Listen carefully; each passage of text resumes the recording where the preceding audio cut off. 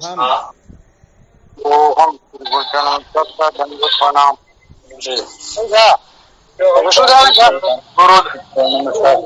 गुरुदेव भगवान के श्री चरणों में प्रणाम। शिवोहम। गुरुदेव के चरणों में कोटि कोटि प्रणाम। शिवम हाँ शिवोहम। चरण स्पर्श। गुरु जी आपके चरणों में कोटि कोटि प्रणाम। शिवोहम। शिवोहम। प्रणाम गुरुदेव। शिवोहम। हाँ शिवोहम।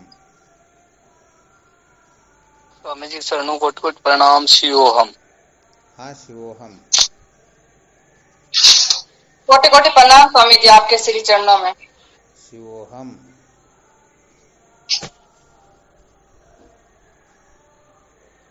क्या विषय चल रहा था अपना?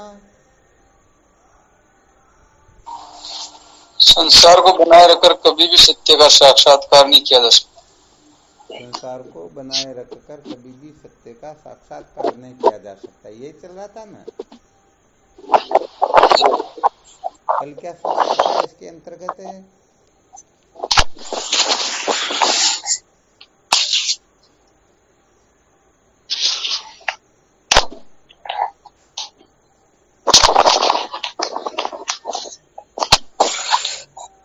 किसी को ध्यान नहीं रहा क्या?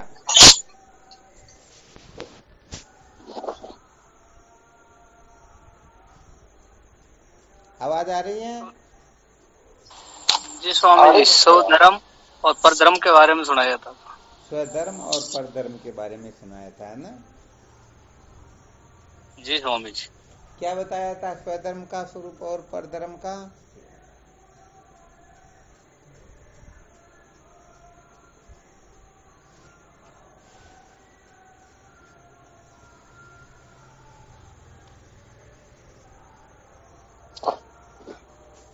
जिसको छोड़ना चाहते हैं वो छूटता नहीं है, और तथा जिनको पकड़ना चाहते हैं उनको पकड़ नहीं सकते, वे संसार है, और नहीं तो वो स्वधर्म अपना है। जिनको हम छोड़ना चाहे फिर भी जो छूटता नहीं है उसे स्वधर्म कहते हैं, और जिसको रखना चाहे फिर भी रहता नहीं उसे परधर्म कहते हैं। अच्छा, हम 24 घंटे दुखी हो सकते हैं क्या? कोई इस संसार में है ऐसा जो 24 घंटे दुखी रह करके बता दे? नहीं रह सकता। नहीं रह सकता ना। अरे भाई, 24 घंटे में 1-2 सेकंड की भी सुसुप्ति आएगी या नहीं आएगी? बिल्कुल आएगी।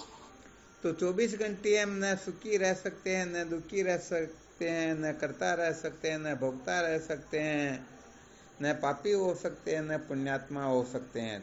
नहीं हो सकते न। नहीं हो सकता। बस यहाँ पर यह सिद्ध हो जाता है कि ये सारे के सारे परधर्म हैं, क्योंकि हम इनको 24 घंटे रखना चाहे फिर भी ये रहते ही नहीं है, इसलिए ये परधर्म कहलाते हैं। और सत्यचित आनंद आदि जो है, मैं हूं, मैं जानता हूं, मैं आनंद रूप हूं, बताओ इसका कभी अभाव हो सकता है क्या? नहीं जी।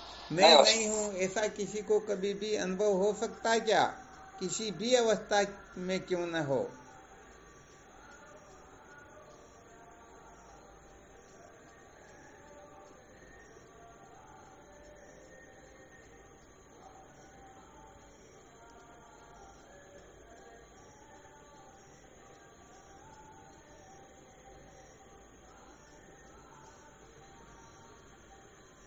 नहीं हो सकता न।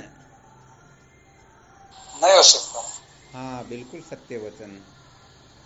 कहने का मतलब मैं नहीं हूं ये किसी को अनुभव हो सकता ही नहीं, मैं नहीं जानता हूं ये किसी को अनुभव हो सकता ही नहीं, और मैं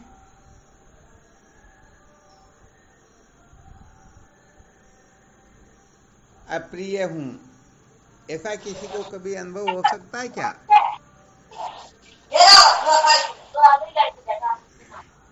हम अपने आप को कभी अप्रिय समझ सकते हैं क्या? नहीं जी, नहीं समझते। हाँ, सवाल ही नहीं, कभी भी हम अपने आप को अप्रिय समझ सकते ही नहीं। अप्रिय समझने का मतलब जिस वस्तु को हम अप्रिय समझते हैं उसे हम द्वेष आदि करने लग जाते हैं। बताओ, हम अपने आप से कभी भी घृणा कर सकते हैं क्या? कभी नहीं कर सकते गुरुदेव। हाँ, ये दूसरों के साथ में जरूर कर सकते हैं, परंतु अपने साथ तो कदापि कर सकते ही नहीं। तो मैं नहीं हूँ, मैं नहीं जानता हूँ, मैं अप्रिय हूँ, ये 3 प्रकार का अनुभव इस सृष्टि के किसी जीव को स्वप्न में भी हो सकता ही नहीं। इसका मतलब मैं हूँ, मैं जानता हूँ, मैं प्रिय हूँ, ऐसा अनुभव जीव मात्र को होता रहता है। तो बताओ, ये स्वधर्म हुए या नहीं हुए? बिल्कुल इनको छोड़ना चाहिए फिर भी ये छूट सकते हैं क्या? नहीं छूट सकते। हाँ, बिल्कुल छूट सकते ही नहीं। बाकी ये जितने भी धर्म होते हैं सारे के सारे आगमा पाई है। जैसे मैं काला हूं, मैं गोरा हूं, ये सदा रह सकता है क्या? क्योंकि यहाँ पर नहीं रह काला सकता। कभी गोरा हो जाता है, गोरा कभी काला हो जाता है, बीमार कभी स्वस्थ हो जाता है, स्वस्थ कभी बीमार हो जाता है। तो ये स्वस्थ होना, बीमार होना आदि अपना धर्म है क्या? बिल्कुल नहीं है। तो शरीर का यहाँ धर्म। पर मुख्य सूत्र यही बताया जा रहा है कि पर धर्मो भयावह है। यदि हम दूसरों के धर्मों को धारण करेंगे तो निश्चित रूप से अपने को दुखी होना होगा, भयभीत होना होगा।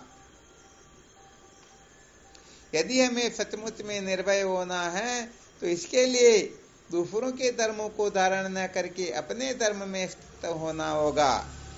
तो यहाँ पर साधकों को केवल मात्र इतना ही समझना होता है कि सचमुच में अपना धर्म क्या है। सच्ची बात कहे तो इसके बारे में हम सब असमंजस की स्थिति में रहते हैं। इस संसार में पता नहीं कौन क्या कह देता है, कौन क्या कह देता है। कह देते भाई तुम्हारा ये धर्म है, ये धर्म है, ये धर्म है, परंतु ये सारे के सारे छूटने वाले होते हैं। ये सचमुच में सदा रह सकते ही नहीं। और अभी जो सूत्र बताया, जिन धर्मों को हम छोड़ना न चाहे फिर भी छूट जाए उसे परधर्म कहते हैं, और जिनको छोड़ना चाहे फिर भी छूटता नहीं उसे ही स्वधर्म कहते हैं। बिल्कुल क्लियर? जी महाराज जी। तो यहाँ पर जितने भी धर्म हैं, अर्थात देह के धर्म समझो, चाहे इंद्रियों के धर्म समझो, प्राण के धर्म समझो, मन बुद्धि के धर्म समझो, इन धर्मों को जब तक हम मैं समझेंगे, मेरा समझेंगे, सत्य समझेंगे, तब तक निश्चित रूप से अपने को दुखी होना ही होगा। जैसे शरीर का धर्म होता है जन्मना मरना, मन का धर्म होता है सुखी दुखी होना, प्राणों का धर्म होता है भूख प्यास लगना। अब यदि हम इनके धर्मों को स्वयं धारण करेंगे तो बताओ, निश्चित रूप से भयभीत होना हो जाएगा न। यमराज से कौन डरता है? जो अपने को शरीर समझता वो डरता है, या जो अपने को शरीर का अधिष्ठान समझता वो डरता है? जो अपने को शरीर समझता है वो यमराज समझता है। जो अपने को शरीर समझता है, क्योंकि शरीर तो चाहे हमारा हो, तुम्हारा हो, चाहे ब्रह्मा विष्णु का भी क्यों ना हो, शरीर सारे के सारे नष्ट होने वाले होते हैं। भगवान कहते हैं ना भगवद गीता के अंतर्गत, देहि नित्यम उद्योयम देह सर्वस्य भारत तस्मात् सर्वाणि भूतानि न तुम शोचितुम अर्हसि। हे अर्जुन, शरीर किसी का भी क्यों न हो, ये निश्चित रूप से नष्ट हो जाता है, मर जाता है, और आत्मा का नाश करने की सामर्थ्य किसी में है ही नहीं। देखो, इस संसार में 2 चीजें ही होती हैं। कितनी चीजें होती हैं? केवल मात्र 2 चीज ही होती हैं। एक तो आत्मा और दूसरा अनात्मा। आत्मा और अनात्मा के सिवाय कोई दूसरी वस्तु होती क्या? नहीं होती। नहीं होती है ना। तो इसके अंतर्गत आत्मा जो होती है वह अविनाशी होती है, और अनात्मा जो होती है वह नाशवान होती है। यदि हम शरीर के लिए शोक करें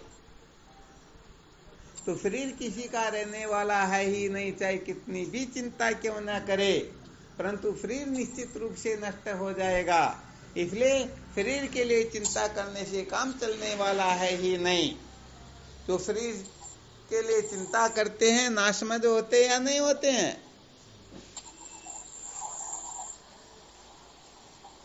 जी स्वामी जी, संसार में ऐसा सूरवीर जो शरीर को है जैसा का तैसा रख ले। अरे हम काले बाल को सफेद होने से रोक नहीं सकते हैं, दूरियां पड़ने से रोक नहीं सकते हैं, वृद्ध अवस्था आने से रोक नहीं सकते हैं, कुछ भी कर सकते ही नहीं। तो बताओ शरीर को सदा के लिए अजर अमर कर सकते हैं क्या? तो जो शरीर कभी नहीं चिंता करते हैं कि ये मर जाएगा मर जाएगा मर जाएगा, वह नासमझ ही होता है। समझदार ऐसी चिंता करता ही नहीं, क्योंकि वह इस बात को अच्छी तरह से जानता है। भगवान कृष्ण ने डंके की चोट से सिद्ध करके बता दिया, देहि नित्यमद्यो यम देह सर्वस्य भारत। हे अर्जुन, शरीर सबका नाशवान होता है। अरे हमारा तुम्हारा तो क्या ब्रह्मा विष्णु का शरीर भी नाशवान होता है, या काल तो क्या महाकाल भी एक दिन जलकर भस्म हो जाएगा। फिर हमारी तुम्हारी औकात ही अज्ञान अच्छी तरह से समझ में। तो कुल मिलाकर के शरीर के लिए किसी को शोक नहीं करना चाहिए, चिंता नहीं करनी चाहिए, क्योंकि करोड़ करोड़ करोड़ उपाय क्यों न कर लिया जाए, फिर भी शरीर रहने वाला है ही नहीं। और आत्मा के लिए यदि शोक करे, ओम नारायण पधारो, क्या बात है, ओम नारायण। आत्मा के लिए यदि शोक करे तो विचार करके देखो, आत्मा का नाश तो संभव है ही नहीं, इस सृष्टि में ऐसी कोई सत्ता है ही नहीं। तो आत्मा का कुछ बिगाड़ दे, आत्मा का नाश कर दे, आत्मा को नष्ट कर दे। अब विचार करके देखो, आत्मा के लिए शोक करना चाहिए या अनात्मा के लिए शोक करना चाहिए? आया समझ में? किसी के लिए हाँ, किसी के लिए शोक नहीं करना चाहिए, क्योंकि हाँ, दोनों के स्वभाव को कोई बदल सकता ही नहीं। आत्मा का नाश करने की सामर्थ्य किसी में है नहीं, और शरीर को अजरमर कोई बना सकता ही।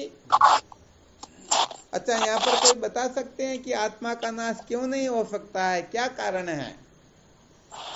कोई युक्ति प्रमाण दृष्टांत आदि के द्वारा इसे थोड़ा क्लियर करके बताएं।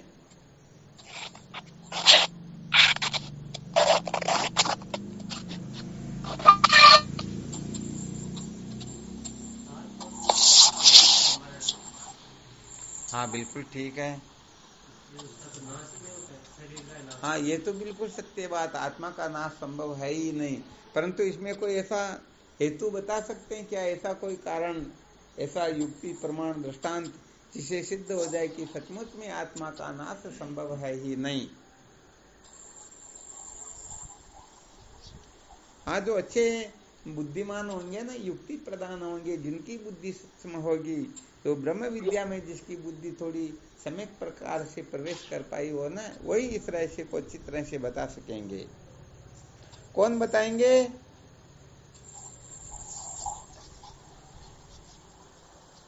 महाराज, आत्मा एक तत्व है। बिल्कुल ठीक है। और ये नियम है कि तत्व का कभी विनाश होता ही नहीं है। हाँ बिल्कुल ठीक बात, परंतु क्यों नहीं होता, क्या कारण है? ये तो हम सभी कह रहे हैं कि आत्मा का नाश होता ही नहीं, आत्मा का नाश करने की सामर्थ्य किसी में है ही नहीं, परंतु इसमें कोई हेतु बताएंगे ना, तब पता चलेगा। इसको सिद्ध करके बताना कि सचमुच में आत्मा का विनाश होता ही नहीं। जैसे उदाहरण में तो अभी भौतिक उदाहरण दे सकते हैं महाराज जी, जैसे सोना है, सोने को चाहे कितना उसको गर्म करो, दूसरा जेवर बना तो वापस सोना सोना ही रहेगा। स्वामी जी के चरणों में कोटि कोटि प्रणाम। हाँ शिवोहम। हालांकि ये भौतिक उदाहरण है।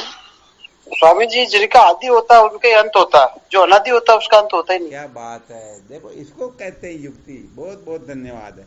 वैसे रामदीन जी महासाहब ने भी बहुत अच्छा दृष्टांत दिया, परंतु जो शास्त्रोक्त तो होता है ना, जो कहने का मतलब इसको कोई काट नहीं सकता है। यहाँ पर युक्ति के द्वारा जब हम सिद्ध करेंगे तो देखो, जिस वस्तु की उत्पत्ति होती है उसी का नाश होता है, जिसकी उत्पत्ति नहीं होती उसका नाश होता ही नहीं। हाँ, ये वेदांत के साधकों की खोपड़ी में जो सूत्र घूमते हैं ना, वो इस प्रकार के सूत्र घुमा करते हैं। तो जिस वस्तु की उत्पत्ति होती है उसी का नाश होता है, क्योंकि आत्मा की उत्पत्ति होती ही नहीं, इसलिए आत्मा के नाश का कोई कारण है। बहुत बहुत बहुत धन्यवाद। बड़ा गजब का सूत्र बताया और बिल्कुल 100% युक्ति युक्त है, और शास्त्रों जिसका खंडन करने की सामर्थ्य किसी में है ही नहीं। चलो, और ऐसा कोई तरीका बताए, ऐसा कोई सूत्र, ऐसी कोई युक्ति जिसे सिद्ध हो जाए कि आत्मा का नाश संभव है ही नहीं। कौन बताएंगे? ओम गुरुदेव। ओम गुरुदेव। हाँ बोलो। गुरुदेव, आत्मा नित्य है और इसलिए नित्य वस्तु का। हाँ, वैसे चलो बहुत धन्यवाद। फिर भी अभी जो भेरूलाल जी महासाहब ने बताया ना सूत्र, उसी के अंतर्गत आपका सूत्र आ गया। चलो फिर भी कोशिश तो की, बहुत अच्छी बात है। और कौन बताएंगे?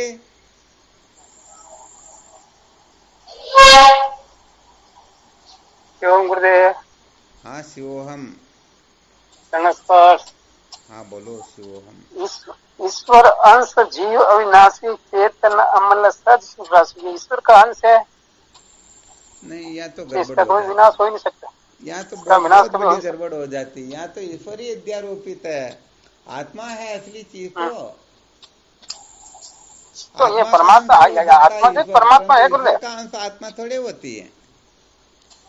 ईश्वर तो माया से आरोपित होता है, माया के कारण ईश्वर की प्रतीति होती है, जबकि आत्मा के एक अंश में माया अस्तित्व होती है।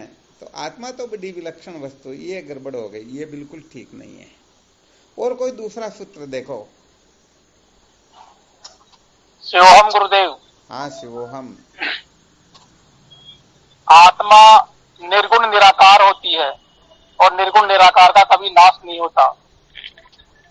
बहुत बहुत अच्छी बात है। जो वस्तु निर्गुण होती है, गुणों में बंधती ही नहीं, जो वस्तु गुण में बंधती है उस वस्तु का ही उत्पत्ति विनाश हो सकता है, क्योंकि आत्मा निर्गुण है, इसलिए आत्मा का नाश इसके अंतर्गत ये संभव है ही नहीं। बहुत बहुत धन्यवाद, ये भी बहुत अच्छा संकेत किया। और भी कोई साधक है?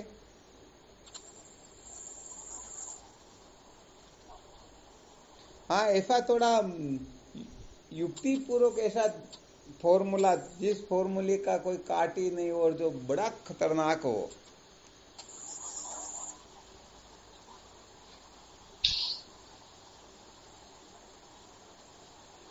ये निर्विकार की है, जिसमें विकार नहीं हुआ उसका कोई नाश होने का प्रश्न ही नहीं पैदा होता महाराज जी। बहुत बहुत धन्यवाद, बिल्कुल सत्य वचन, क्योंकि आत्मा निर्विकार है, इसलिए आत्मा का नाश संभव है ही नहीं। बहुत अच्छी बात बताइए। अभी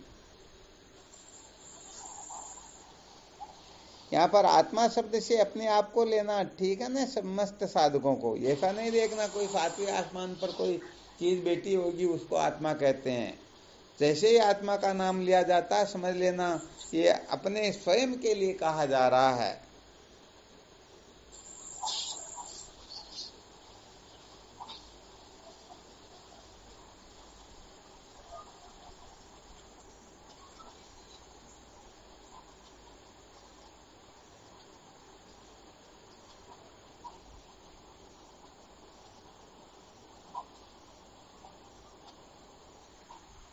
कौन बताएंगे?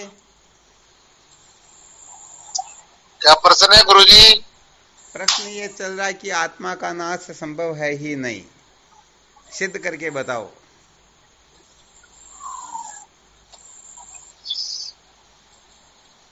आत्मा तो परमात्मा ही है, तो नाश कैसे होगा? हाँ, ये तो बिल्कुल सत्य है। कौन कह रहा नाश होता? नाश तो होता ही नहीं, परंतु सिद्ध करके बताना का इस कारण से आत्मा का नाश नहीं होता है। जी। कहने में तो हर कोई कह देता आत्मा का नाश होता ही नहीं, परंतु बिना सिद्ध किए बिना ऐसे कोई कह देगा कि अनात्मा का भी नाश नहीं होता है, अब वह उसको सिद्ध करके बताए तब तो मान्य हो सकती है ना, वरना ऐसे ही कह देने से मान्य थोड़ी होती है। जी गुरुदेव, सही है बात।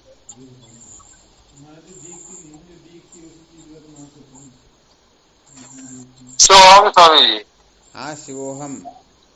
आत्मा उत्पत्ति रहित है। क्या बात है, ये बहुत धन्यवाद है।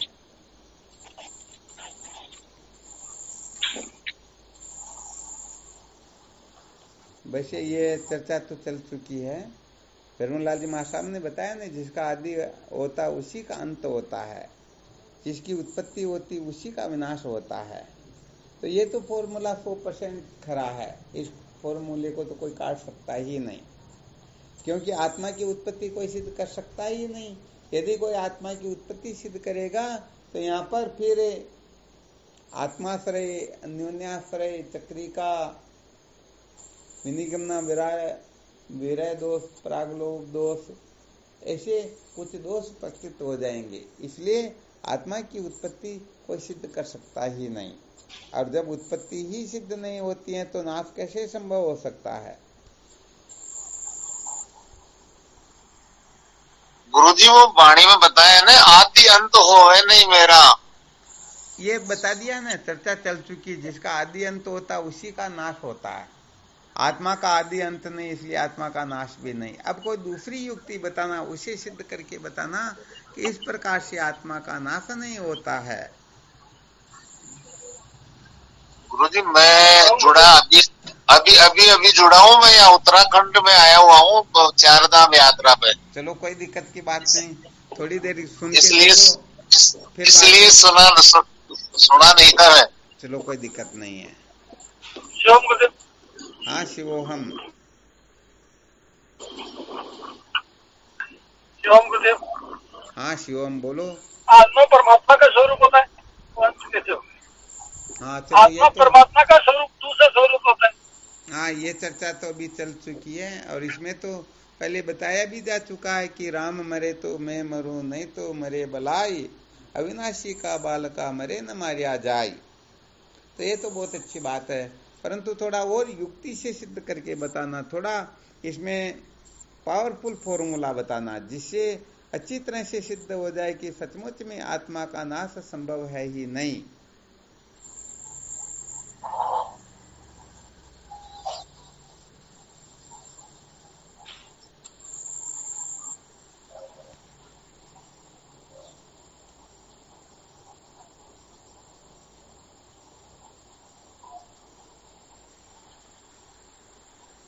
स्वामी जी के चरणों में कोटि कोटि प्रणाम। हाँ शिव हम बोलो। स्वामी जी उत्पत्ति नाश तो द्वैत में होता है, आत्मा द्वैत है नहीं, अद्वैत। क्या बात है, ये और खतरनाक फॉर्मूला। बहुत बहुत धन्यवाद। इसका मतलब भैरवलाल जी महासाहब मंथन बड़ा खतरनाक करते हैं। मैं भी सोच रहा था कि ऐसा कोई फॉर्मूला बताया ना, जिस फॉर्मूले के सामने सारे के सारे धराशायी हो जाते हैं। तो इसी फॉर्मूले की ओर इशारा कर रहा था, कोई ऐसा फॉर्मूला बता देना। अच्छा, वास्तविक बात ये होती है, अग्नि जो है, अग्नि से भिन्न वस्तुओं को जलाती या अग्नि स्वयं को जलाती है? स्वयं अग्नि जलती कभी, अन्य वस्तुओं को जलाती है ना। तो यहाँ पर आत्मा तो आत्मा को नष्ट कर सकती नहीं, और आत्मा से भिन्न कोई वस्तु होगी वही तो आत्मा का नाश कर सकेगी। और यहाँ पर तो परमार्थतः द्वैत की सत्ता का ही अत्यंता भाव कर दिया गया है। अरे आत्मा से भिन्न कोई वस्तु है ही नहीं, तो बताओ आत्मा का नाश करने की सामर्थ्य किसमें हो सकती है? अच्छी तरह से विचार करके देखना भाई। आत्मा तो आत्मा को नष्ट कर नहीं सकेगी, और आत्मा से भिन्न कोई वस्तु है नहीं कि वह आत्मा को नष्ट कर दे। अच्छा, सूत्र समझ में आ रहा ना? बिल्कुल आ रहा है। हाँ, ये बस इसी सूत्र की ओर इशारा था कि कोई साधक इस सूत्र की ओर संकेत करे आज तो दोनों जो अकाट्य सूत्र बताने थे वो बेरूलाल जी महासाहब के द्वारा ही बताए गए। चलो बहुत धन्यवाद। ऐसे समस्त साधकों से आशा करते हैं कि समस्त साधक यहाँ पर खरे उतरे और उनके अंतर्गत ये ब्रह्म विद्या के सूत्र इस प्रकार से प्रकट हो कि सचमुच में उन्होंने त्याग तप में होकर के साधन संपन्न होकर के ब्रह्म विचार किया हो, ऐसी अपने को थोड़ी झलक मिलती रहनी चाहिए, वरना फिर मौन हो जाते हैं तो ये गड़बड़ी होती है। तो यहाँ पर जो सूत्र बताया गया, अद्वैत तत्व जो है ये परमार्थ होता है, अद्वैतम परमार्थतः, अर्थात यहाँ पर द्वैत जो होता है माया मात्रम इदम द्वैतम अद्वैतम परमार्थतः, द्वैत माया मात्र होता है, अद्वैत ही परमार्थ होता है। बिल्कुल क्लियर न?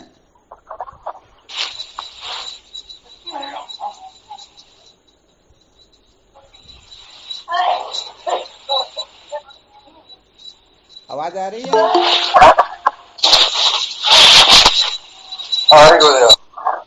यहाँ पर द्वैत जो है माया मात्र है, वास्तव में द्वैत की सत्ता ही नहीं है। ये द्वैत केवल मात्र कल्पा हुआ है, माना हुआ है। जैसे रस्सी में प्रतीयमान सर्प, बताओ रस्सी को नष्ट कर सकता है क्या?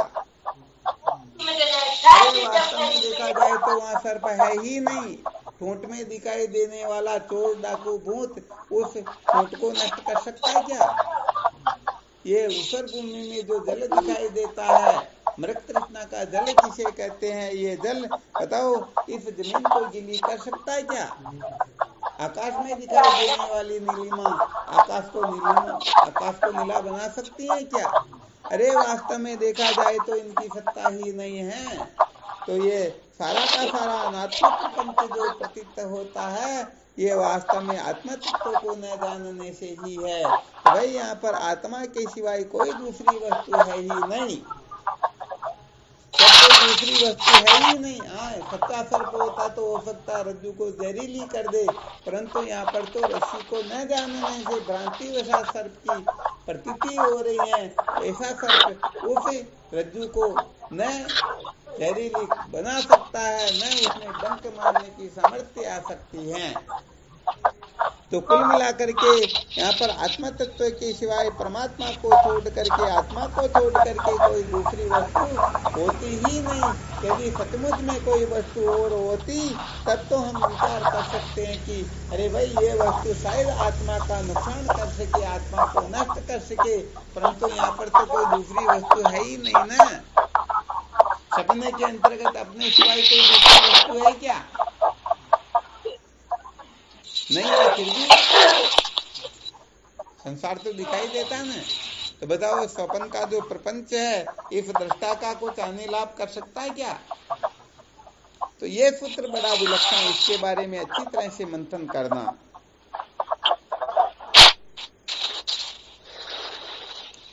और भी कोई सूत्र बताना चाहे तो बता सकते हैं। बाकी के साधकों ने जो सूत्र बताए वो भी चिंतनीय है, वो भी मनन करने योग्य है, वो भी बहुत अच्छे सूत्र थे, परंतु ये दोनों सूत्र तो इस प्रकार के हैं कि इनका खंडन करने की सामर्थ्य किसी में होती ही नहीं। समझो ये तो एक प्रकार की ब्रह्मास्त्र ही है।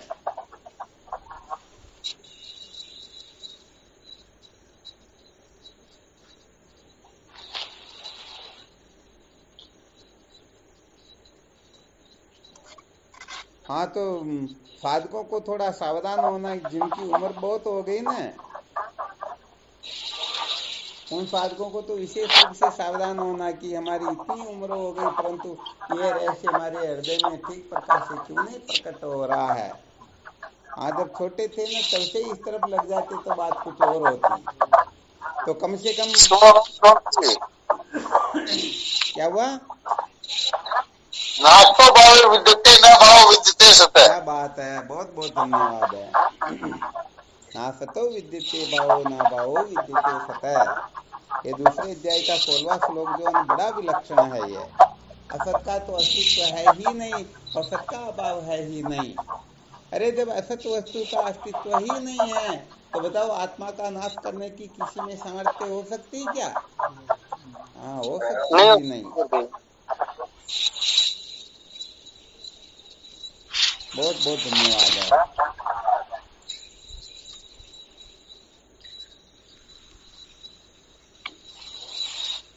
तो समस्त साधकों को कम से कम अपना जो समय निकल गया ना, कोई दिक्कत की बात नहीं, परंतु अपने जो पीछे हैं उनको थोड़ा समय पर सावधान करें, ताकि अपन जितनी लापरवाहियां करते हैं ना, समझ में आ रहा है सब लोगों के।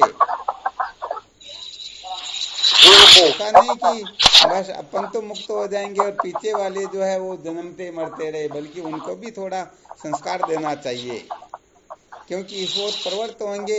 अपने को समय मिले या न मिले तो भी चिंता नहीं करनी, परंतु उनको यदि इस ओर प्रवृत्त कर देंगे तो सचमुच में तो ये जीवन जो है दिव्य बन जाएगा, सदा सर्वदा आनंद ही आनंद रहेगा, दुख का तो नाम निशान भी नहीं रहेगा।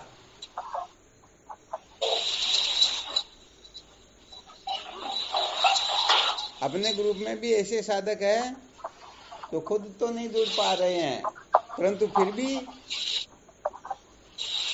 वो जो उनका जीवन में संग होने वाला उनको तो जोड़ ही देते कम से कम। तो देखो कितनी बड़ी खुशी की बात है कि सत्संग की ओर आस्था किस प्रकार की है। अब टीटी साहब तो पता नहीं कहाँ पर होंगे, किसी न किसी काम में व्यस्त होते रहेंगे, परंतु उनका संग जिनसे होने वाला उनको तो कम से कम जोड़ ही दिया। तो आजकल तो लोग सोचते थे कि हम सत्संग सुन रहे, हम मुक्त हो जाएंगे, घर वाले सत्संग सुने तो पता नहीं क्या हो जाएगा, परंतु यहाँ पर तो बात ही कुछ और हो गई। तो बहुत बहुत धन्यवाद है।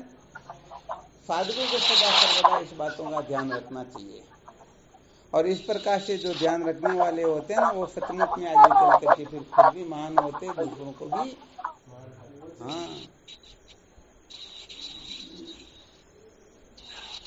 हाँ, अच्छा, इसमें और भी कोई सूत्र बताना चाहे तो बता सकते हैं। गुरुजी, आत्मा का नाश होता ही नहीं, इसमें कोई ऐसा हेतु हो तो बता सकते हैं। मुझे सुना रहा है।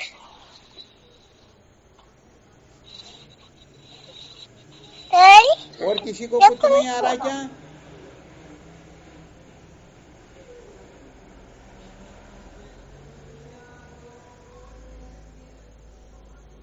गजब करे भाई।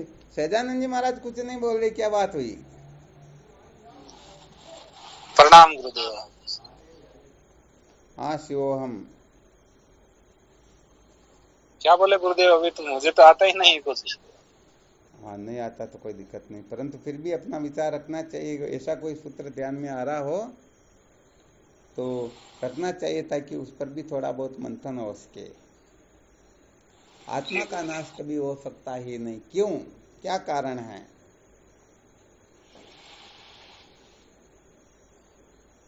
आत्मा निर्विकार है, इसलिए नहीं हो सकता। बहुत धन्यवाद, बहुत अच्छी बात है। जो वस्तु निर्विकार होती है उसमें कभी किसी प्रकार का विकास संभव है ही नहीं है। बहुत धन्यवाद है। शिवोहम स्वामी जी। हाँ, शिवोहम। आत्मा का अगर नाश होगा तो उसका प्रूफ कौन देगा कि आत्मा का नाश हो गया? ये बहुत बड़ा विलक्षण सूत्र है। हाँ, अर्थात आत्मा का नाश होता हो तो भाई इनका नाश होता, ये कहने वाला कोई ना कोई तो चाहिए ना। तो कहने का मतलब इसका निषेध करने की सामर्थ्य किसी में है ही नहीं। अरे जो सबको सिद्ध करता है, प्रमाता च प्रमाणम च प्रमेय प्रमिति सत्ता ऐसे प्रसादात सिद्धियंतो तय सिद्धो किंपेक्ष्यते। जिससे प्रमाता की सिद्धि होती है, प्रमाण की सिद्धि होती है, प्रमेय की सिद्धि होती है, प्रमा की सिद्धि होती है। बताओ उसकी सिद्धि किसी से हो सकती है क्या? अरे पिता के जन्म को कभी पुत्र जान सकता है क्या? तो ये बेचारे सारे के सारे आत्मा से पहले या बाद में? सारे के सारे बाद में हुए। यहाँ तक कि ईश्वर भी आत्मा से पहले या बाद में? बाद में। बाद में तो बताओ, ईश्वर भी श्राप दे करके या कुछ भस्म करना चाहे तो आत्मा को कर सकता है क्या? नहीं, समझते नहीं किसी में। तो यहाँ पर अपने आप को कोई नष्ट कर सकता ही नहीं। इसलिए आत्मा का नाश संभव है ही नहीं। बहुत बहुत धन्यवाद, बहुत अच्छे सूत्र बताए। और भी कोई सूत्र बताना चाहे तो बिल्कुल बता सकते हैं। क्या हुआ? कल कर लेंगे। हाँ, बस 3-4 मिनट और कर लेते हैं, चलते टाइम भी हो गया सत्संग का। चलो ठीक, तो आज थोड़ा समय का भी अभाव है और इस पर अच्छी तरह से मंथन करना। कल फिर इसी समय फिर कल मिलते हैं, कल फिर चर्चा करेंगे।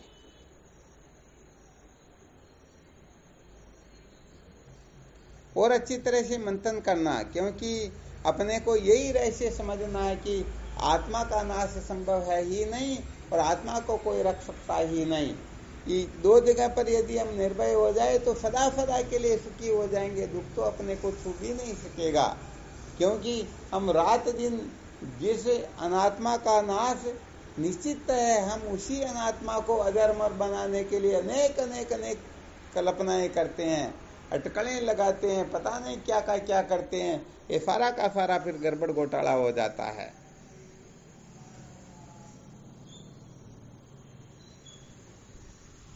चलो ठीक, फिर शिवोहम। प्रणाम। हाँ, शिवोहम। गुरुदेव भगवान के श्री चरणों में प्रणाम। शिवोहम। शिवोहम।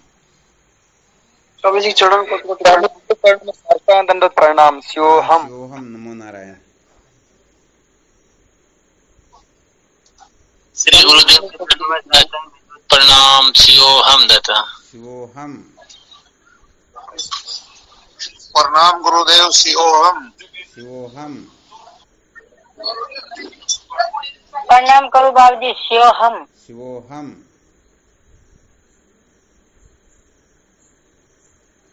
गुरुदेव के चरणों में कोटि कोटि प्रणाम। शिवोहम।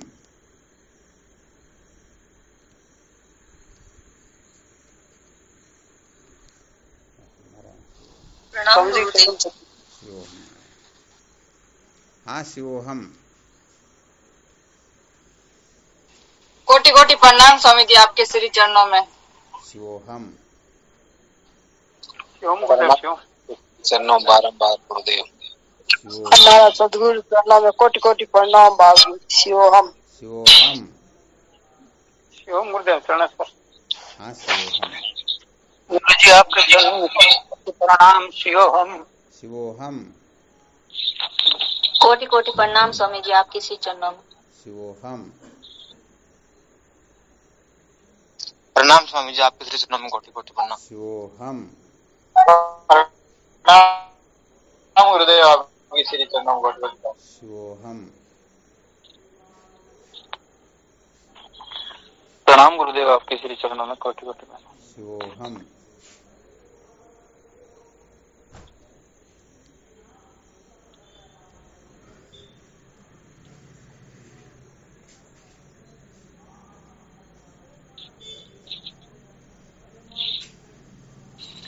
सतगुरु जी का चरणों में प्रणाम। शिवोहम। हाँ, शिवोहम। ठीक, शिवोहम।